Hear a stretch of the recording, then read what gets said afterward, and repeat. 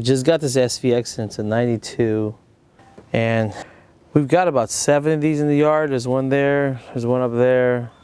It's been getting harder to find these cars, and this one actually the hood struts are holding up, which is amazing. I'm sure you guys to take the front end of this thing apart. Some of you guys don't know how to do it, so we'll start with the corner lights. It's literally just one screw here. It's a Phillip. They're all the same from 97, 99, 92 to 96, 7 the last year they built them.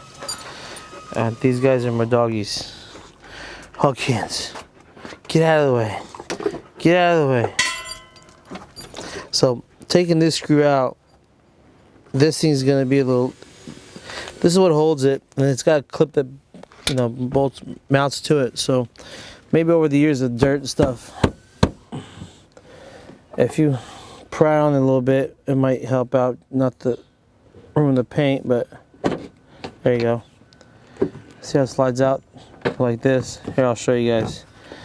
You have the clip right here. Take that out, but these guys slide into here and here, which hold the corner lamp. And that's how the corner lamp comes out on the SVX. This is the front right side. And so I'm gonna put these in here so they don't go to waste.